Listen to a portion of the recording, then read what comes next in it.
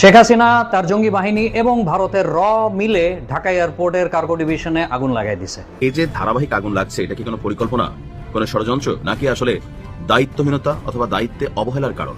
আপনি বিএনপি কেন আমি কেমনে বুঝবো? দুই দিন পরে ফজলুর রহমানের মতো ফজলুর রহমান সাহেবের কি বিএনপি ছিল? দুই দিন আগে পরে তো দেখবো যে ওরা বাদ দিয়ে দিছে। আপনার বাদে দিলেই তো আপনি বিএনপি না।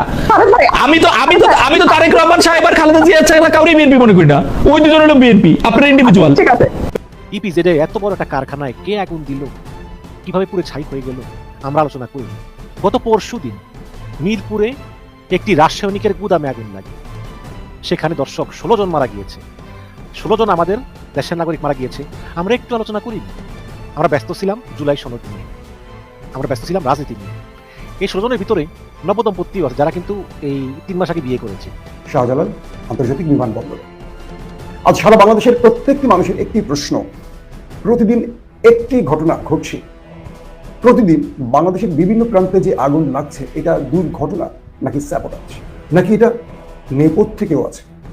অনেকগুলো তথ্য উঠে এসেছে বিভিন্ন সূত্র ধরে। বর্তমান সময়ের রাজনৈতিক প্রেক্ষাপট বা পরিস্থিতির উপর বিশ্লেষণ করে আপনাদের সামনে কিছু গুরুত্বপূর্ণ ভিডিও ফুটেজ নিয়ে হাজির হয়েছি। এমনকি দর্শক, আমি আশা করছি যারা ভিডিওটি অন করেছেন তারা সম্পূর্ণ ভিডিওটি মনোযোগ সহকারে দেখবেন, তাহলেই বুঝতে পারবেন ভিডিওর মূল রহস্য বা আসল ঘটনাগুলো। তো প্রিয় দর্শক, আমি আর বেশি কথা বাড়াতে চাই না, চলুন দেখে আসি আজকের সেই কাঙ্ক্ষিত ভিডিওগুলো। তবে তার আগে বলি, যারা এখনও চ্যানেলটি সাবস্ক্রাইব করেননি তারা চ্যানেলটি সাবস্ক্রাইব করে পাশে থাকা বেল আইকনটি বাজিয়ে দেবেন। আর যারা ইতিমধ্যে সাবস্ক্রাইব করে রেখেছেন তাদেরকে অসংখ্য ধন্যবাদ। তো চলুন দর্শক, একটা লাইক দিয়ে আমরা ধারাবাহিকভাবে সকল ভিডিওর বিস্তারিত আলোচনা দেখে আসি। বাংলাদেশে একের পর এক আগুন লাগার ঘটনা ঘটছে। প্রথমে গাজীপুর, তারপর মিরপুর, তারপর চট্টগ্রামের ইপিজেড, এবার বাংলাদেশের সবচেয়ে বড় বা প্রধান বিমানবন্দর শাহজালাল আন্তর্জাতিক বিমানবন্দরে। আজ সারা বাংলাদেশের প্রত্যেকটি মানুষের একটি প্রশ্ন, প্রতিদিন একটি ঘটনা ঘটছে। প্রতিদিন বাংলাদেশের বিভিন্ন প্রান্তে যে আগুন লাগছে, এটা দুর্ঘটনা নাকি স্যাবোটাজ, নাকি এটা নেপথ্যে কেউ আছে? অনেকগুলো তথ্য উঠে এসেছে বিভিন্ন সূত্র ধরে। দর্শক, এই বিষয়ে আলোচনা করব। শেষে আফগান পাকিস্তানের সর্বশেষ আপডেটটাও জানাবো আজকের লাইভ সেশনে। প্রথম যে খবরটি দিয়ে শুরু করতে চাই বিমানবন্দর, তারপর আমি বিশ্লেষণে আসছি। আগুনের ঘটনায়, অর্থাৎ শাহজালাল বিমানবন্দরে আগুনের ঘটনায় 6 ঘন্টা পর আন্তর্জাতিক বিমানবন্দরে ফ্লাইট ওঠানামা শুরু হয়েছে। রাত 9টা 6 মিনিটে প্রথম ফ্লাইট ছেড়েছে বলে বিমানবন্দরের নির্বাহী পরিচালক ক্যাপ্টেন SM রাকিব সামাদ জানিয়েছেন। এদিকে বিমান উপদেষ্টা নিজেই বিমানবন্দরে অবস্থান করে সমগ্র পরিস্থিতি নিবিড়ভাবে পর্যবেক্ষণ করেছেন এবং তিনি বলেছেন আগুন সম্পূর্ণ নিভে গেছে, তাই আমরা স্বাভাবিক কার্যক্রম শুরু করতে যাচ্ছি এবং বিমান মন্ত্রণালয়ের সংশ্লিষ্ট সকল ব্যবস্থাপনা বা সকল কর্তৃপক্ষের সঙ্গে সমন্বয় করে এই ব্যবস্থা নেওয়া হয়েছে এবং সেখানে বিজ্ঞপ্তিতে বলা হয়েছে এই ঘটনায় কোনো নিহতের ঘটনা ঘটেনি। ঘটনার কারণ অনুসন্ধানে তদন্ত কার্যক্রম শুরু করা হবে। অগ্নিকাণ্ডের উৎস শনাক্ত করে প্রয়োজনীয় পদক্ষেপ গ্রহণ করা হবে, যাতে ভবিষ্যতে এই ধরনের ঘটনার পুনরাবৃত্তি না ঘটে। গেল এই বিষয়টি। এদিকে বাংলাদেশের সবচেয়ে বড় বা জনপ্রিয় দল বিএনপির যিনি ভারপ্রাপ্ত চেয়ারপারসন তারেক রহমান স্পষ্ট বলেছেন, বিমানবন্দরের অগ্নিকাণ্ডের ঘটনার পূর্ণাঙ্গ স্বচ্ছ তদন্তের দাবি রাখেন।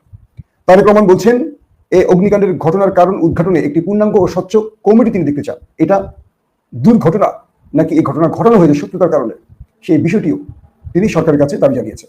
এখন প্রশ্ন হলো, এই ঘটনার নেপথ্যে কারা?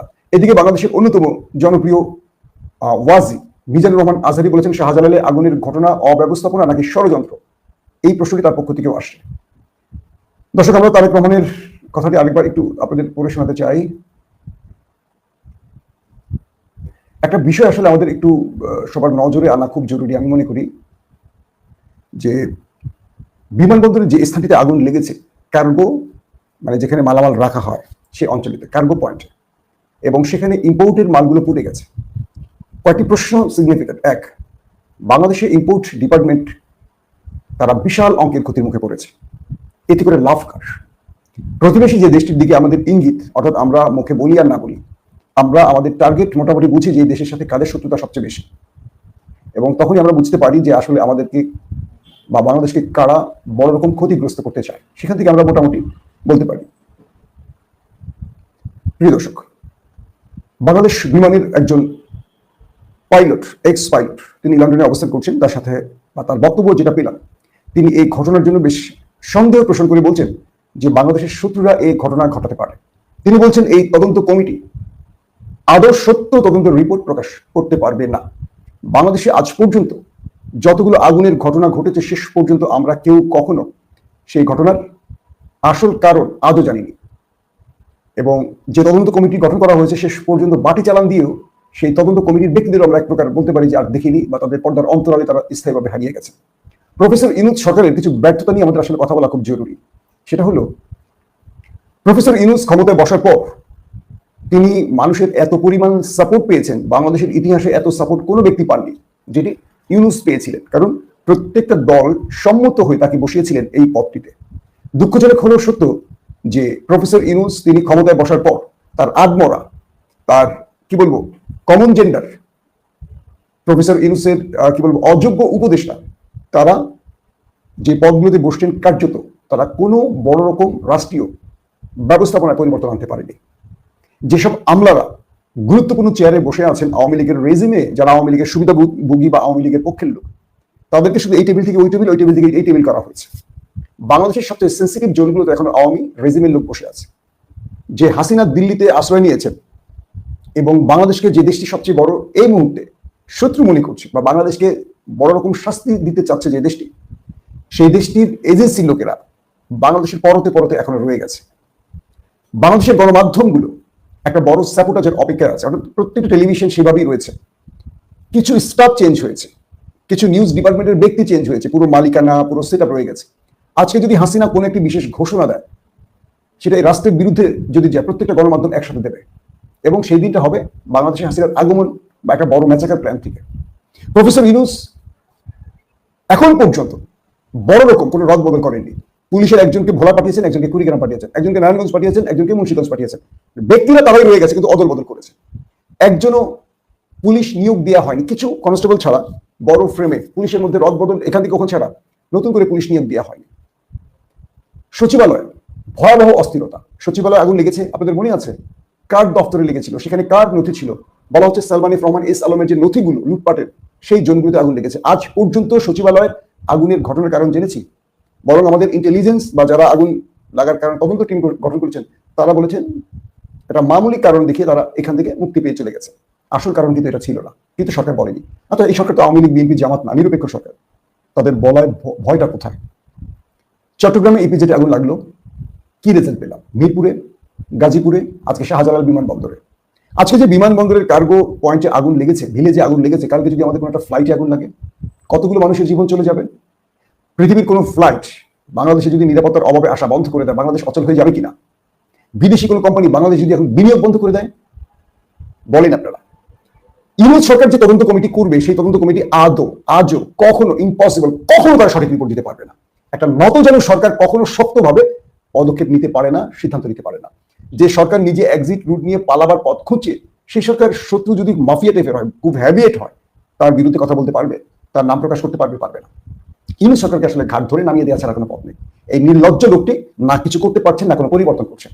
আবার বলছি, ডক্টর ইউনূস, আপনাকে উদ্দেশ্য করে বলছি, আপনি বাংলাদেশের ইতিহাসে সবচেয়ে বেশি সমর্থন পাওয়া একজন ব্যক্তি, কিন্তু আপনি একজন নির্লজ্জ অন্তর্বর্তীকালীন সরকার প্রধান। কারণ আপনি যে সেটআপ নিয়ে, যে ব্যর্থ উপদেষ্টাদের নিয়ে বসলেন, একজনকে পরিবর্তন করেননি, হাজার আন্দোলনের পরও করেননি। এবং আপনি যে এনজিওগ্রাম সরকার গঠন করেছেন, জাতি আপনার প্রতি চরম নাখোশ। অথচ প্রথম ঈদে সবাই বলেছে স্যার আরো 5 বছর, এখন সবাই বলে স্যার আর 5 ঘন্টাও না, আপনি বিদায় নেন। এত ব্যর্থতা যে সরকারের, সেই সরকারকে আসলে বসিয়ে রেখে আমরা বাংলাদেশকে আরো ভয়াবহ বিপর্যয়ে ফিরবো। প্রশ্ন হলো, গাজীপুরের পর মিরপুর, মিরপুরের পর চলে গেছে চিটাগং, এরপর শাহজালাল বিমানবন্দর, কালকে কোথায় আগুন লাগবে বলেন? এই আগুন যে লাগবে কালকে পরশু, আমরা কিন্তু কনফার্ম লাগবে, লাগানো হবে, কিন্তু আমরা জানবো না। সরকার জানবে, আমাদের এজেন্সি জানবে, আমাদের এনএসআই, ডিজিএফআই, এদের কাজ কি? এদের কাজ হলো কে কার সাথে কথা বলছে অডিও লিক করা। এদের কাজ হলো নিজেদের রাজনৈতিক ব্যক্তিদের চরিত্র হনন করা। এদের কাজ হলো আমাদের গুম খুন ক্রস ফায়ার করা, আমাদের আয়না ঘরে রাখা। আমাদের দেশের গোয়েন্দা বাহিনী তার দেশকে রক্ষায় যেই রিসোর্স ব্যবহার করতে হবে, যে মেধা খাটাতে হবে, যে প্রজ্ঞার পরিচয় দিতে হবে, সেটা ভুলে গেছে। তাদের কথা হলো আমি ওই পদটা চাই, আমার ওই লুটপাটের টাকার ভাগ চাই, আমি ফ্ল্যাট বানাবো, আমি সোফা ফার্নিচার বানাবো, আমি এটা করবো। ক্যান্টনমেন্ট দেখেন আমাদের সেনাবাহিনী, সেদিন দেখলাম ভিডিওতে একটা নিউজে, বাণিজ্যমন্ত্রী গেছেন, আমাদের সেনাবাহিনী এখন ফার্নিচার তৈরি করে ট্যাঙ্ক কামান বাদ দিয়ে। বুঝতে পারছেন আমাদের সেনাবাহিনীকে শেখ হাসিনা কত উন্নত অবস্থায় রেখেছে। আবার সেই শেখ হাসিনা দিল্লি থেকে বলে আমি তো সেনাবাহিনীকে সব দিয়েছি আমি। মাননীয় অবৈধ প্রধানমন্ত্রী, দেশটা তো আপনার নিজের ছিল না। আমার সরকার একটা শব্দ বলতে, যে আমার সরকার, আমাদের সরকার, আওয়ামী লীগ সরকার বলতে পারে আমি দিয়েছি। আপনি দিয়েছেন কি? আপনার বাবার টাকা দিয়ে কি দিয়েছেন? কয়টা ফাইটার জেট দিয়েছেন? যে ফাইটার কিনছেন আপনি, সে ফাইটার মাইলেশনে পড়ে কতগুলো মানুষের প্রাণ গেছে। অকেজো মালগুলো দিয়ে কি করবেন? ভারত থেকে কতগুলো অকেজো ট্রেন আনছেন, কয়েকদিন পর পর সেগুলো সংস্কার করতে হয়। আপনি তো অন্যকে অবৈধভাবে টিকে থাকার জন্য অন্যদেরকে বিশাল অঙ্কের টাকা দিয়ে, মানে 2 টাকার জিনিস আপনি 2000 টাকা দিয়ে কিনছেন, তাদেরকে খুশি করছেন অর্ধেক টাকা, আর অর্ধেক টাকা আপনার নেতা কর্মী নিয়ে আপনি পরিবারের পকেটে ঢুকিয়েছেন। আফসোস যে ইউনূস সরকারের প্রতি মানুষের এত ভালোবাসা, যে ইউনূস সরকারের প্রতি মানুষের এত আশা, সবকিছু উড়ে গেছে, এখন আর কিচ্ছু নেই। এখন আমরা আতঙ্কে আছি কালকে কোথায় আগুন লাগবে, কালকে রাষ্ট্রের কোন গুরুত্বপূর্ণ স্থাপনা আগুন লাগবে। কেউ ঠেকাতে পারবে না, আমাদের এজেন্সি ঘোরার আন্ডাও পারবে না। আমাদের এই অকেজো এজেন্সি দিয়ে শুধু গুম খুন করা যাবে। শেখ হাসিনা, তার জঙ্গি বাহিনী এবং ভারতের মিলে ঢাকা এয়ারপোর্টের কার্গো ডিভিশনে আগুন লাগাই দিছে। আজকে দুপুর 2টায় সেখানে আগুন লেগে যায় এবং ওই আগুনের লেলিহান শিখা এখন পর্যন্ত কোনোভাবেই দমানো যায় নাই। 37টি ইউনিট ফায়ার সার্ভিসের কাজ করতেছে, এর মধ্যে 17 জন অলরেডি আহত হয়েছে, তাদেরকে বিভিন্ন হাসপাতালে পাঠানো হয়েছে, বিশেষ করে সিএমএইচ এবং কুর্মিটোলা হাসপাতাল। এই আগুন আজকে নতুন কিছু না, আগুন সন্ত্রাস আওয়ামী লীগের একটা বিশেষ সিগনেচার। ঠিক শেখ হাসিনা 5ই আগস্টের পরে পালানোর পরে তার নথি পুরায় ফেলানোর জন্য সচিবালয়ে আগুন লাগাইছিল, এবং আগুন লাগাইছিল 2 কোণায় 2 জায়গায়, মানে আগুন তো একসাথে থাকে। এইবার ঠিক মতনই লাগাইছে, একটা কার্গো সেকশনে লাগাইছে যেটাতে পুরাটাই পুড়ে যেতে পারে, এবং তারা ডে পিক করছে এমন একটা দিন যেই সময় কার্গো সেকশন বন্ধ থাকে, শনিবার, শুক্র শনিবার শুধুমাত্র গার্মেন্টসের জন্য কার্গো সেকশনে কিছু কাজ হয়, এছাড়া আর কোনো সেকশনের জন্য কাজ হয় না। আগে বলি কি কি ধরনের এটার ফলশ্রুতিতে ব্যবসায়ীরা কি কি ক্ষতিতে পড়বে, তারপরে আসি পরের অংশে। প্রথম ক্ষতি হচ্ছে ঢাকা এয়ারপোর্টে আসে কেমিক্যালস এবং স্যাম্পল, গার্মেন্টসের স্যাম্পল, ইলেকট্রনিক্স এবং আইটি আইটেম, এগুলো মেইনলি প্রাধান্য পায়। কেমিক্যাল, ওরা জানে যে এখানে একটা বিরাট কেমিক্যালের আস্তানা, সো আগুন লাগাইলে দাউ দাউ করে আগুন জ্বলে যাবে। আমি কোনোভাবেই বিশ্বাস করতে রাজি না যে ঢাকা এয়ারপোর্টের এরকম একটা গোডাউনে, যেটা চরম সংবেদনশীল এবং ঢাকা বাংলাদেশের অর্থনীতির উপর একটা বিরাট প্রভাব আছে, যেখানে 2200 C&F লাইসেন্স কাজ করে, যেটা আমি আজকে টিভি মাধ্যমে শুনলাম, এবং তার মাধ্যমে একটা ইন্ডাস্ট্রি চলে। ওইটা তো হলো C&F এজেন্টদের ইন্ডাস্ট্রি। এছাড়া ব্যবসার বিভিন্ন ইয়েতে আজকে শুনলাম যে বাংলাদেশের যত ফার্মাসিউটিক্যালস আছে তার সমস্ত কেমিক্যাল এইখানে আছে, যেগুলো ছোট ছোট আকারের আসে। এখানে কতগুলো কনসিকুয়েন্সেস হবে। 1 নম্বর কথা হচ্ছে, আমরা সবাই জানি যতই সরকার পরিবর্তন হোক, ব্যবসায়ীদের কিছু চরিত্রের পরিবর্তন হবে না। এইসব আইটেম হয় পুরাটা আগে পেমেন্ট করা হয়েছে, ডিরেক্ট শিপমেন্ট হয়েছে, একটা সিচুয়েশন। 2 নম্বর সিচুয়েশন হলো গিয়া এগুলা অনেকাংশেই আন্ডার ভ্যালুড হয়েছে। এগুলো যদি ইন্স্যুরেন্সও ক্লেম করে, যেহেতু এলসির আগেনস্টে ইন্স্যুরেন্স হয়, ধরে নিই $100 একটা পণ্য এলসি করা হয়েছে হয়তো বা $20, তাইলে ইন্স্যুরেন্সও পাবে কিন্তু $20 এগেনস্টে। সো এই ক্ষতি কিন্তু ব্যবসায়ীরা খুব সহজে বের হয়ে আসতে পারবে না আন্ডার ভ্যালু করলে, কারণ হচ্ছে সরকারের এই ট্যাক্স নীতিতেও কোনো আসলে সামঞ্জস্য নাই। এত অদ্ভুত ট্যাক্স নীতি বাংলাদেশ গভর্নমেন্টের, এটা আমি আইটির অংশতে জানি, এমন অদ্ভুত অদ্ভুত নিয়ম করে রাখছে, কোনো আইটির লোক কিন্তু এটা করে নাই, করছে যারা আইটির সাথে কোনোভাবেই রিলেটেড না ওইরকম লোকজন। আমি নিশ্চিত যেহেতু আইটিতে এরকম ঘটনা ঘটছে, অন্যান্য সেক্টরেও অদ্ভুত অদ্ভুত নিয়ম আছে, প্রত্যেকটা সেক্টরই সাফার করতেছে। ডক্টর মোহাম্মদ ইউনূসের এই সংস্কার প্রসেসে উনি যদি আমার এই ভিডিওটা দেখে থাকে, আমি বলবো এনবিআরেও একটা সংস্কারের ব্যবস্থা করেন, উইয়ার ট্যাক্স নীতি। যাই হোক, এবার আসি হলো গিয়া এই যে এত সংবেদনশীল একটা জায়গা, শনিবারে আগুন লাগা এবং ওইখানে অগ্নি নির্বাপক ব্যবস্থা থাকবে না, এটা হইতেই পারে না, এটা হইতেই পারে না। যদিও সংবাদ মাধ্যমে শুনতেছি C&F এজেন্ট এবং সংশ্লিষ্ট এই ট্রেডের সাথে সংশ্লিষ্ট যারাই আছে, তারা এই তথ্য অনুসন্ধান করতে রিকোয়েস্ট করছে অলরেডি, কারণ এটা বিশ্বাসযোগ্য নয়। এইভাবে করে আগুন লেগে যাবে এবং ওইটা ইমিডিয়েটলি কোনো মেজার নেওয়া যাবে না এত সংবেদনশীল একটা জায়গায়, যে বাংলাদেশের একটা গোডাউন, যে গোডাউনে 1000 কোটি টাকার মালামাল থাকবে, ওইখানে ফায়ার এক্সটিংগুইশার থাকবে না এবং ইমিডিয়েট কোনো সলিউশন হবে না, এটা হতেই পারে না। তো এটা শেখ হাসিনা করতেছে। এবং বাংলা এডিশন একটি চ্যানেল আছে ইলিয়াস হোসেনের, সেখানে বলা হয়েছে প্রচুর পরিমাণে ভারতীয়কে বাংলাদেশি পাসপোর্ট দেওয়া হচ্ছে এখন, এবং তারা অবৈধ পথে বাংলাদেশে ঢুকে যাচ্ছে বাংলাদেশি পাসপোর্ট ক্যারি করে। আরো কত ধরনের বিপদ যে বাংলাদেশের উপর আসতেছে, কারণ শেখ হাসিনা এমন একটা ক্রিয়েচার, সে চুপ থাকারও লোক না, জিঘাংসায় পরিপূর্ণ। সে বাংলাদেশের এই গভর্নমেন্টের স্টেবিলিটি, আমাদের শান্তি কোনোভাবেই সে কায়েম করতে দিবে না। এটা তার পক্ষে, এটা তার রক্তে নাই, এটা তার পক্ষে সম্ভব না। আমি আশা করছি সম্পূর্ণ ভিডিওগুলো মনোযোগ সহকারে দেখেছেন। সেই সাথে ভিডিওর কোনো তথ্য বা মতামত থাকলে কমেন্ট বক্সে জানিয়ে যাবেন। আজকের মতন এখানে শেষ করছি, ফিরে আসছি আগামী দিনে অন্য কোনো টপিকস নিয়ে। সে পর্যন্ত ভালো থাকবেন, আল্লাহ হাফেজ।